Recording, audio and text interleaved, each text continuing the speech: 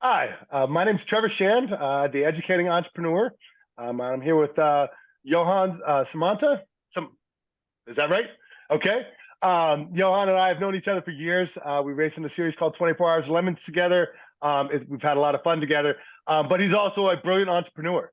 So, Johan, why don't you tell us a bit about yourself and why we're talking? All right, thanks, Trevor. Well, brilliant. That is that I might not meet brilliant, but I have had to become an entrepreneur, and so I'm a neurologist, and I'm in private practice, and I'm kind of a subspecialist. So I really just handle one little area of neurology. I treat people with Parkinson's and tremor and things like that.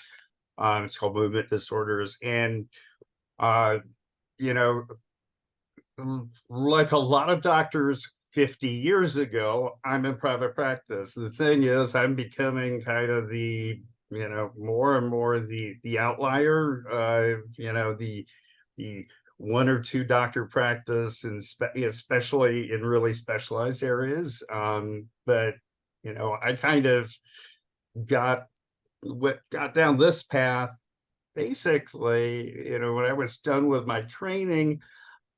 I was asked to stay on at the medical center where I trained, and I was thrilled with that. I really didn't quite know where, really much about a practice, running a practice, any of the nuts and bolts of, Yeah, medical practice at all. And it's something that you're not really taught yeah, in your residency and your training. You're just taught the medicine, the patient care, and good luck, yeah. sort of. And so, but I'm the sort of person that I have,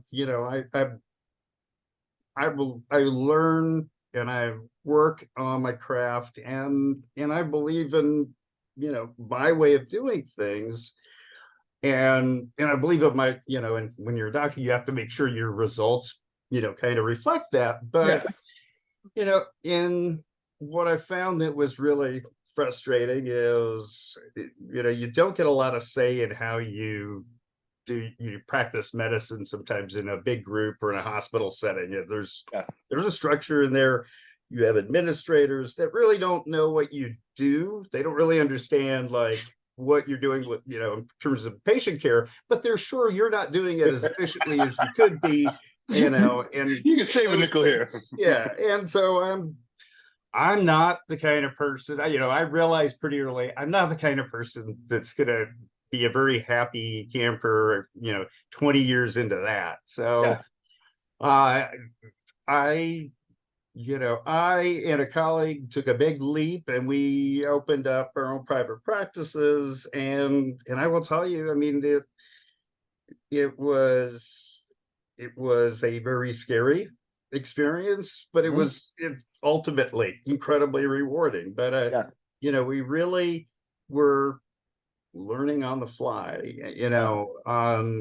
There are just there's so many obvious things, now that we really kind of didn't weren't really prepared to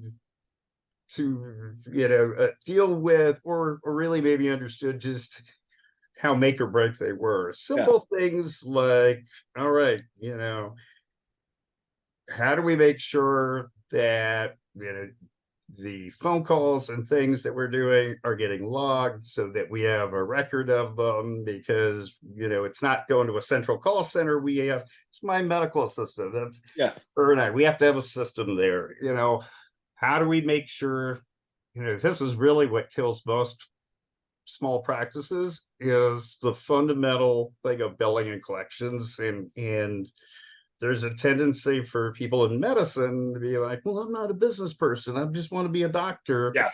But you know and I think this is true in any small business entrepreneurial setting, is you can be as creative and brilliant as anything, but if you don't take care of the p's and q's, Yeah. you're never you're never going to achieve what you want to achieve. And we learned quickly that, especially for the kind of work we did, like just having a service that they got a percentage of our, at least it was not going to work because they didn't have the motivation to chase down insurance companies for like complicated billing stuff, Yeah. like specialty care that would sort of at first get a brush off or Yeah. a rejection, even though they already have the approval. There's just all these little games, and we just realized, like, oh, we're gonna starve to death if we let somebody uninvolved. And so we took like the less conventional path. If you were like, you're gonna hire your own billing person, and Yeah. you're gonna do this in-house, and in the first few months, you're like, oh God, I got an extra employee. What am I Yeah. gonna do?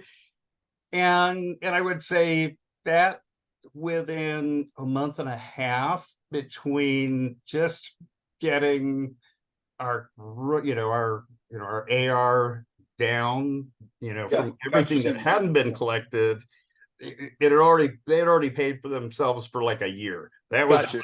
it was done. And so, but that first, when we first made that step, all we're looking at is like, ooh, that's there's a bottom line, there's another line on Yeah. our our Yeah. on our payroll, and can we do that every month? Yeah. But so there are times you have to, I think it's that whole, like, you have to believe in what you're doing, right? And that, all right, I'm giving value.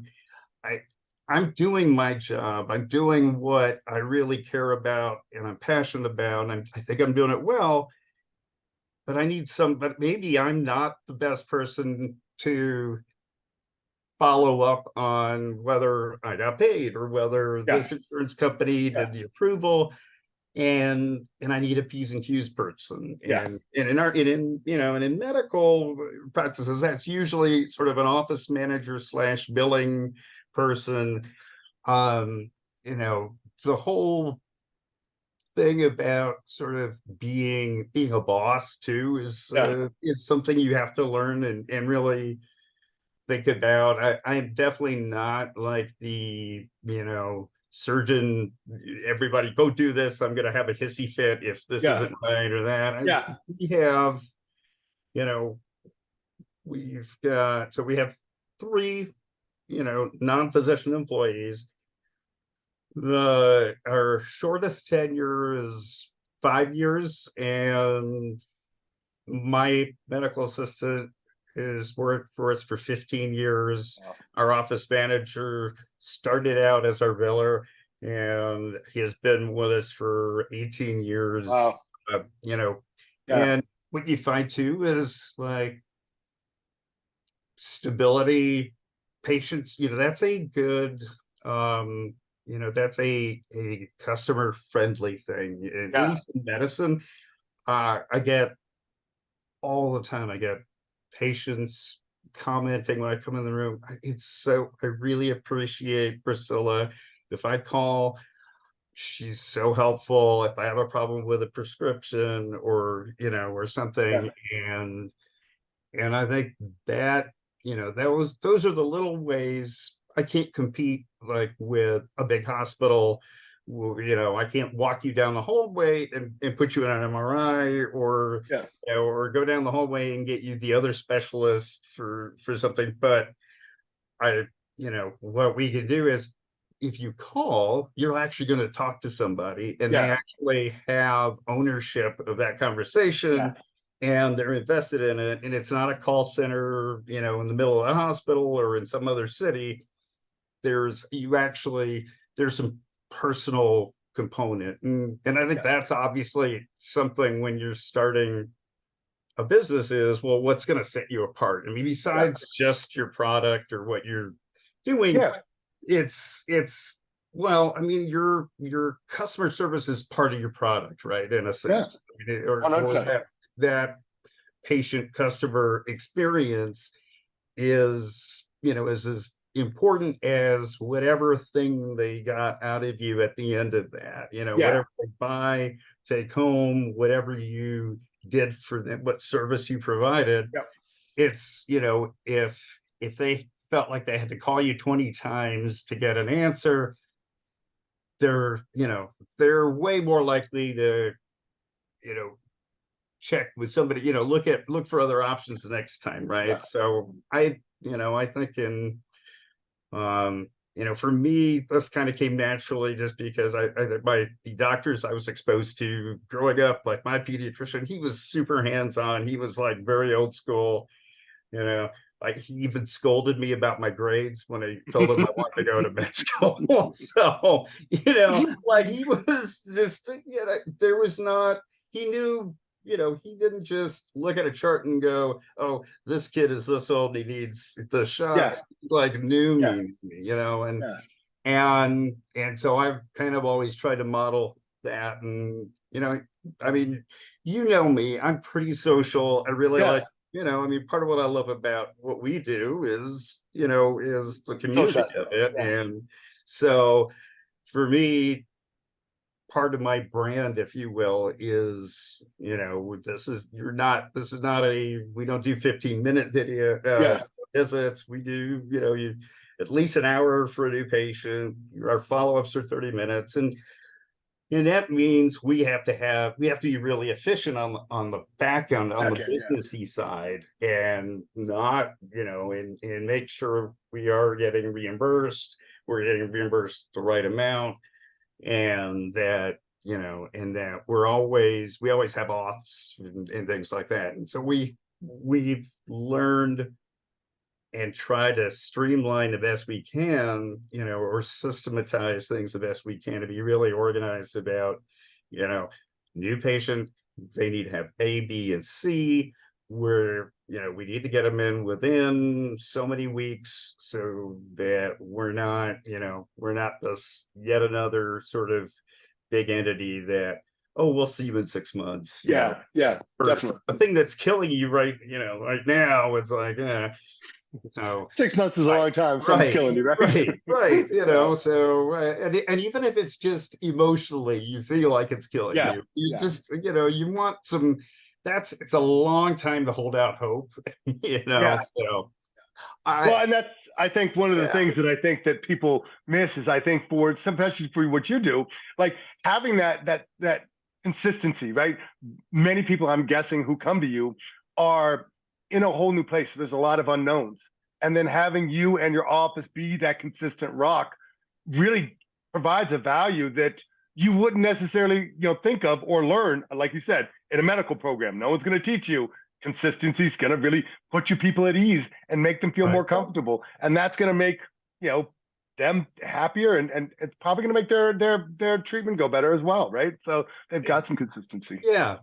So, we talk about, like, in research about placebo effects, like, just being in a study kind of helps people. And so there's truly, there are now, like, scientific papers that really have looked at, like, a doctor can have a placebo effect. Just the fact that you care, the fact that you listen helps people. And it's not a fake, it's a real response. So, and I think that is something, that's one of those things that if that works in the doctor's office, I mean, that works. That's called goodwill everywhere else, right? So, you make your own goodwill comes back to you. It's where not, being, no matter how busy you are, finding a way on your worst days to still be somewhat personal, and to, even if you are rushed, not make someone else feel rushed. Right. Those are the things that, like, I have come to learn over the years are as valuable as knowing, which drug to be on. The truth is, if you're good, if you're smart enough and you know what you're doing, you can look the drug up, but it's like, we have Google. the experience, and then telling them why, it's taking the time to think, why this is the right drug Yeah. and what, why you might pick this one over the other one. Those are the things that are about communication and that. And I think a lot of what is unsatisfying for people when they interact with, with big medicine, if you will, Yeah. it's just, it's more like you're in a factory and Yeah. you've got, and guess what? Even in that factory, you're still going to not get seen when you were expected to be seen. And Yeah. so I don't, I'm not any better at running on time than just about than anyone, but people are a lot more forgiving of me when I run behind because they know I'm still going to give them the exact same amount of Yeah. time. Yeah. If we have And a you're running. 30-minute slot and they need 40 minutes, they got 40. Yeah. That's not, and I will all make everything up, as we go. It'll all even out in the end, You get out sort there. of the Yeah. thing. Yeah. And again, So and they know you're running behind because the person in front of them needed those extra 5 minutes. And they say, he that's gives it to me when exactly I need what it. people will So say. yeah. Yeah. Yeah. So, And, and I don't, and I'll be honest, I don't take any pride in running behind. I don't like running behind, but I learned, I regret, I would much more regret not treating somebody, not giving somebody the right amount of time, yeah. or rushing them out when they really needed 5 more minutes. Yeah. So, and that's it. I think, for me, it's just learning that really trust your instincts in terms of, for me, I've always been caring is as big a thing about medicine as Yeah. anything. And to kind of build a situation where, I always believed that was going to be important and that people really do need that. And then just trying to figure out, all right, now it's my job to make sure I can, pay my rent and eat and things like Yeah. that, Yeah. while being the kind of doctor that I want to be. Want to And be. Yeah. hopefully, and then, and if I'm right about that, then everything kind of solves itself, as Solves. long as you've got people in place to do the P's and Q's. And, Yeah. and I, Know what you're good at. Yeah. yeah, and I figured out there are big companies that do payroll really well and efficiently, and and they know all the P's and Q's, and they let me offer my employees big business perks, like Mhm. family healthcare coverage, if they want to go back Yeah. and get a degree, we supported that through. And so we Yeah. use, it doesn't matter what Yeah. service, it's one of the big national ones. Yeah. And, and yeah, it But I think allows that, me to put money into a yeah. 401k. And, Yeah. that would be that becomes way more complicated if you've got to do it all on your own. Yeah. So, So, no, there's stuff that you don't need to repeat, right? Once you yeah. get to a No. certain point. And I think that that's great. You bring up a great example, right? The in-house billing is something you look at and go, there are those big national solutions. We can just, farm it out. But you Right. realize you weren't going to get the results you wanted. However, things like payroll are something that you should farm out because they've got the wealth of knowledge and Yes, the and size. so Yeah. like the liability of not doing payroll right Yeah. is huge, right? Yeah. So, and if you can do it for roughly, with a minor premium, and you can offer, So much like, more, yeah. it makes me so happy and proud that, like, that my employees, they've got real health care, they have Yeah. real insurance. They're not, if somebody's sick, they don't have to be like, ooh, what do we do? I don't know if Yeah. I want to go in, or, they can just deal with Yeah. it, and they don't have to sweat it, in those things. That to me is really important. And, Yeah. and Treat your employees right, and that's how you keep yeah, them this long, right? yeah. So, That's why, yeah. like our office is definitely, more like a family than any Yeah. typical office would be. And we're not the biggest, we're not the, I'm sure there are other offices that are more efficient and other things, but the accountability back and forth is really nice. And, and there's, yeah, I know I can, if, my employees know if there's some crisis going on, if there's something, if somebody, they don't have daycare, you know, well, sometimes there is a little 4-year-old girl running around behind in the back office, but patients don't. They're not offended. They think it's Yeah, yeah, horrible. They're really yeah, happy that my front office person gets to stay, is yeah, able to work because we don't make a big deal like, oh, you can't yeah. have You child can't in have, the yeah,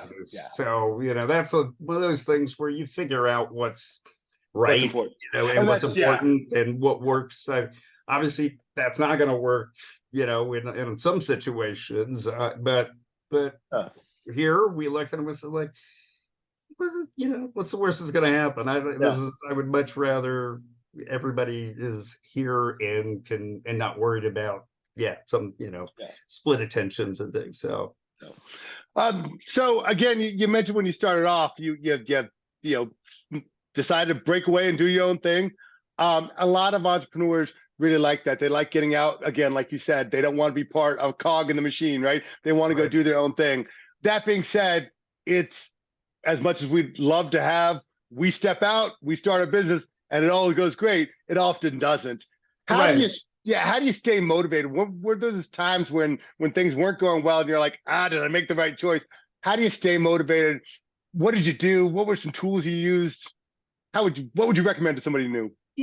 I mean, I think there's only sort of two sides to it. So one Yeah, side is, are you just not, is it just the financial side that's not going like you want? And that's what's, yeah, and then you really do have to just, I mean, I sat and I looked at what are our overheads? What are we not, are we really collecting what we think?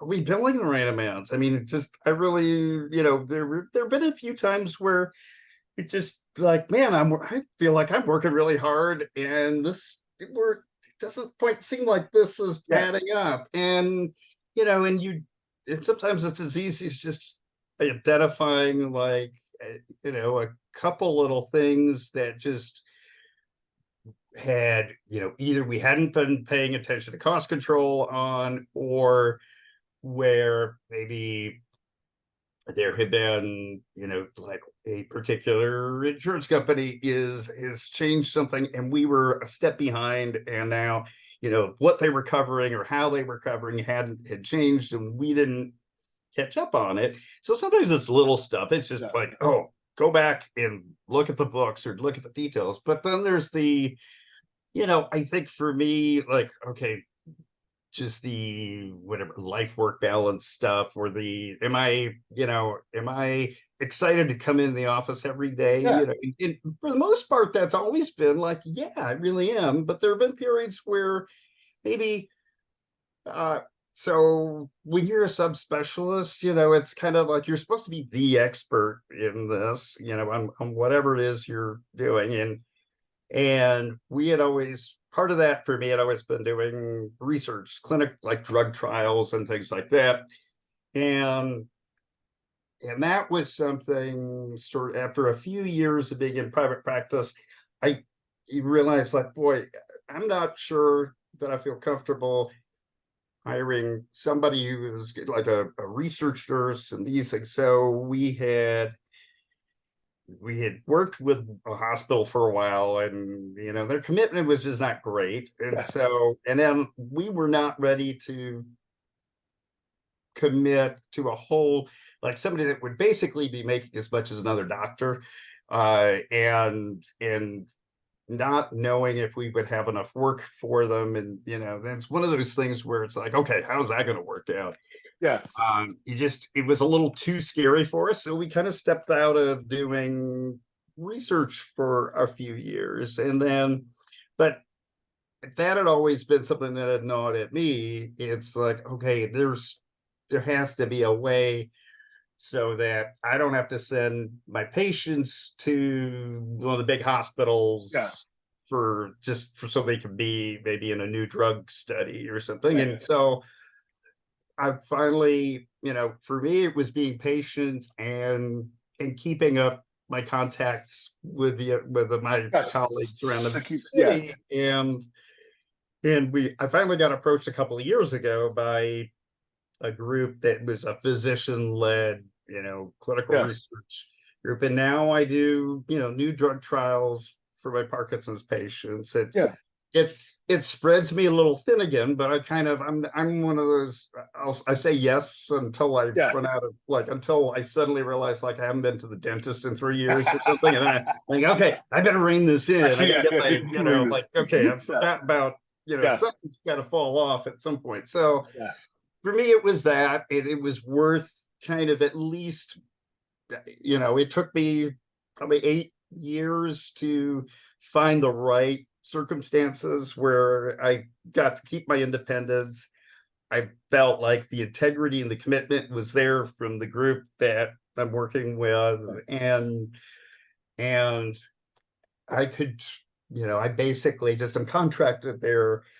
But I'm still part of their decision-making tree. I kind of got a little bit of everything I wanted. A little bit of both, yeah. It took, I literally had to sort of, had this gnawing at the back of my head for 8 years before I really found a situation. And I said, this fits. I don't have to compromise, or the amount of compromise is equal to what I'm going to get, Yeah. So that's probably the thing. I've always been good about. One thing I hold fast to is, my boss is a jerk, but he understands me. So I definitely, if I want to go racing, and as long as I've blocked the days out a couple months ahead, so I'm not, losing my patience, right? I don't want to be, I don't want to be two-faced, but I don't have to ask my entire department if I'm going to go, hey, I'm going to be off. Are you going to cover this or that? There's 3 of us that I call. We work it out, and I can have, I have by far the most flexibility in my life of all my colleagues. And and I wouldn't give that up for, whatever, incentive bonus that they might have gotten. I sort of said, I don't need that, so.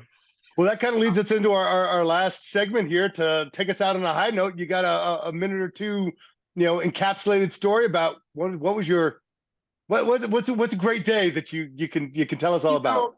I could just talk about today, so I was seeing a new patient today, a lady, actually only like 2 years older than me, who's had Parkinson's for 10 years, and she's seen like 4 different neurologists, I think, here in town, like big groups, the big hospitals, and she has a pretty complicated story. And we were talking, and I was asking her questions, and I was starting to give her advice, and she said, you've already spent more time with me than any of my other neurologists have ever spent with me, and you've asked me more questions than anybody's ever asked me, and you've told me more about what's wrong with me than I ever, than anyone had ever bothered to explain to me. She was so glad to have met me, and I haven't actually done anything for her. But you just make, again, like we discussed earlier. It was like, okay, so yes, I'm glad I'm doing it the way I'm doing it. And it's, and it was like, this is why I went into it my own, and I wanted to do it my way. It's reinforced. And I get, does everybody love you? No, there's always gonna be people that you just don't mesh with. But I get some version of that, a couple of times a week, and that's awesome. It's all, that makes it all worthwhile. And I get to hear, people come back after they've gone to, like hiking on a hiking trip in Europe, with their Parkinson's, and they're showing me pictures, and that really makes my day. It's like I went it's there gotta be with them, amazing. you know. So it's I don't think I could have ever had that kind of connection with the patients and that kind of fulfillment, and like knowing I really have mattered in a way that's not just like, oh yeah, we gave you meds, you're going to be okay or whatever, but like they're living their life when they came to me thinking they're going to die in 5 years or something, you know. And That's got to be amazing. Yeah. that's an amazing feeling. Yeah. That is impossible to, you know, to really do justice to. What a nice, you know, what incredibly warm feeling that is. Yeah. And how lucky I am to get to be a part of that and to get to Yeah. help people like that. So Awesome. Johan, thank you so much for taking the time to talk to us. Thank you, Really Trevor. appreciate it. And I'll see you at the races soon. All right. Take care, Thanks, man. brother. Bye-bye.